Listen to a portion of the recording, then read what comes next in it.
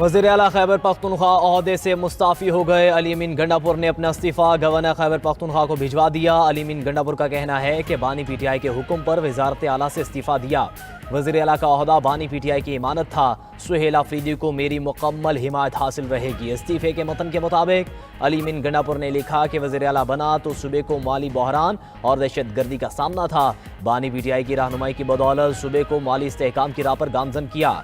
दावा नहीं करता कि तमाम मसाइल का बेहतरीन हल निकाला, मगर खैबर पख्तूनख्वा के आवाम की खिदमत पूरी दयानतदारी और मुल्की मुफाद में की। उधर गवर्नर खैबर पख्तूनख्वा फैसल करीम कुंडी का कहना है कि अभी तक अली अमीन गंडापुर का इस्तीफ़ा नहीं मिला। इस्तीफ़ा मिलते ही कानून के मुताबिक दस्तखत करूंगा। सूबे में जो कुछ होता रहा सबके सामने है। दूसरी तरफ सुहेल आफरीदी को वज़ीर आला की सिक्योरिटी फराहम कर दी गई। बानी पीटीआई के कारकुनों का सुहेल आफरीदी की रहायशगाह पर रश। कारकुन नामजद वज़ीर आला खैबर पख्तूनख्वा के साथ सेल्फियां लेते रहे। हामियों का बाब खैबर पर जश्न, आतिशबाजी का मुजाहरा किया।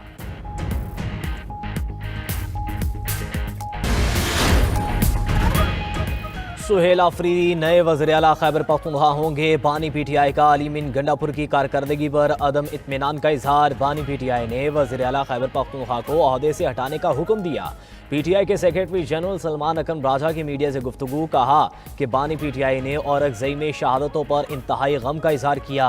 बानी पीटीआई ने कहा कि इन शहादतों के बाद मेरे पास अब कोई चारा नहीं। बानी पीटीआई ने कहा दहशत गर्दी के खिलाफ पॉलिसी पर नजरसानी की जरूरत है। खैबर पख्तूनख्वा में तहरीक इंसाफ को नई शुरुआत करने की जरूरत है। चेयरमैन पीटीआई बैरिस्टर गोहर ने कहा कि बानी पीटीआई की हिदायत पर मिनोअन अमल होगा। तहरीक इंसाफ में कोई फॉरवर्ड ब्लॉक नहीं। कप्तान की मर्जी से कौन सी जगह पर किस खिलाड़ी को खेलना है। बानी पीटीआई की बहनों का सियासत में कोई अमल दखल नहीं। अली अमीन गंडापुर की खिदमात को खराज तहसीन पेश करते हैं। बानी पीटीआई की हिदायत के मुताबिक खैबर पख्तूनख्वा आगे बढ़ेगा।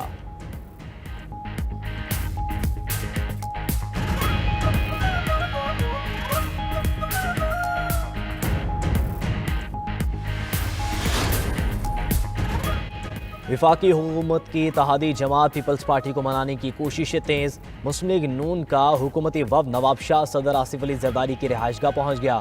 हुकूमती वफ्द खुसूसी तैयारे पर इस्लामाबाद से नवाब शाह पहुँचा। वफ्द सदर मुमलिकत आसिफ अली जरदारी से मुलाकात करेगा।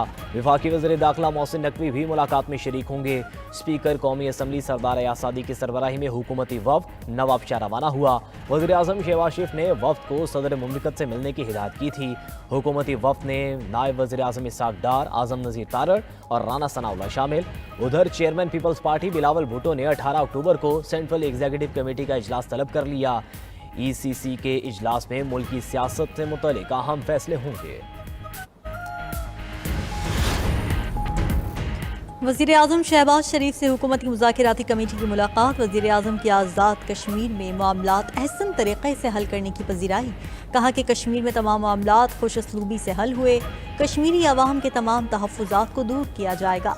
जॉइंट एक्शन कमेटी ने भी कश्मीर की तरक्की और खुशहाली के लिए मामला फहमी का मुजाहरा किया। हुकूमत अपने कश्मीरी भाइयों के मसाइल हल करने के लिए इक़दामात जारी रखेगी। अवामी मफाद और अमन हमारी तरजीह है।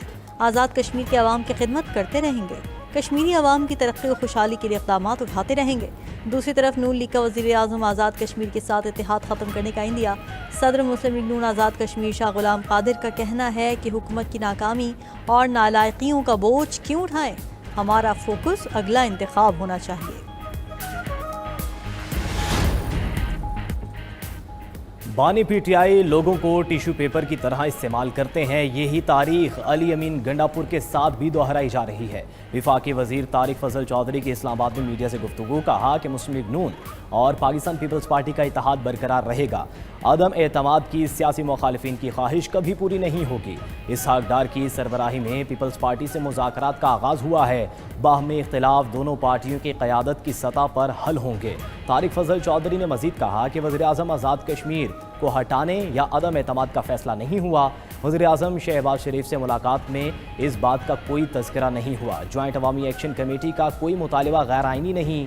अवामी एक्शन कमेटी से किए वादों को पूरा किया जाएगा। पंजाब में बल्दियाती इंतखाबात दिसंबर के आखिरी हफ्ते में होंगे। पंजाब के बल्दियाती इलेक्शन 2022 के बल्दियाती कानून के मुताबिक होंगे। 2 माह में बल्दियाती हल्का बंदियाँ मुकम्मल करने का हुक्म। इलेक्शन कमीशन ने पंजाब में बल्दियाती इंतखाबात से मुताल्लिक फैसला सुना दिया। बल्दियाती इलेक्शन के लिए हल्का बंदियों पर फौरी काम शुरू किया जाए, इलेक्शन कमीशन का हुक्म।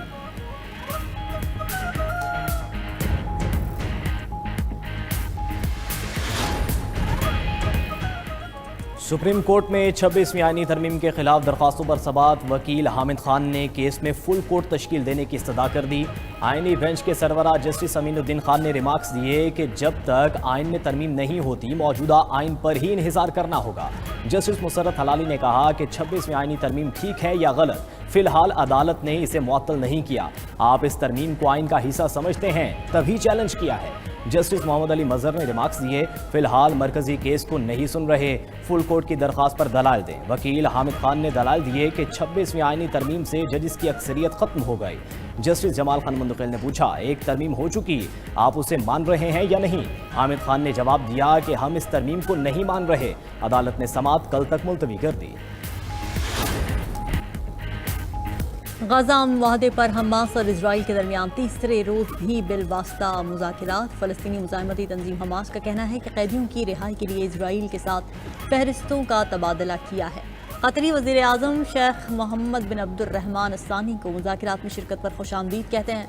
तुर्क और मिस्री इंटेलिजेंस चीफ्स की मुज़ाकिरात में शिरकत खुशाइंद है।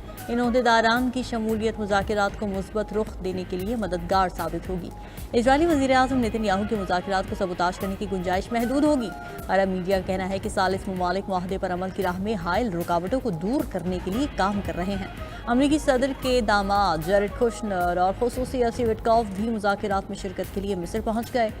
दूसरी तरफ मिस्री सदर ने ट्रंप को मुमकिना जंगबंदी पर दस्तखत की तकरीब की दावत दे दी। कहा कि अगर गाजा अमन मुआहदा तय पाया तो मैं अमरीकी सदर को मिस्र पर दस्तखत करने की दावत देता हूँ।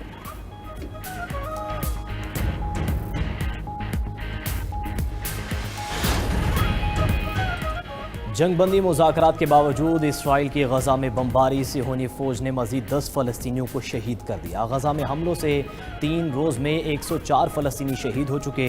गजा शहर के इलाकों सबरा और अल रमाल में गोलाबारी, 3 अफराद शहीद। दूसरी तरफ 60% यहूदियों ने इसराइल को गजा में जंगी जराइम का मरतकब करार दे दिया। अमरीकी अखबार की रिपोर्ट के मुताबिक 39% यहूदियों ने कहा कि इसराइल नस्लकुशी कर रहा है। 68% यहूदियों का वज़ीर आज़म नेतन्याहू की क़यादत पर अदम इत्मीनान।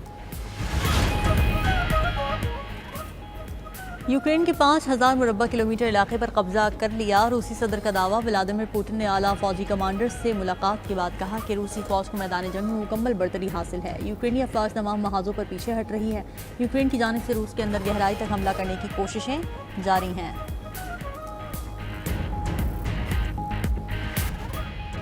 स्पेन का इसराइल पर दिफाई साजो सामान की बरामदात पर मुकम्मल पाबंदी का ऐलान। इसराइल को दिफाई सामान, टेक्नोलॉजी या मसनूआत बरामद नहीं की जा सकेंगी। स्पेन की पार्लियामेंट से नया कानून मंजूर।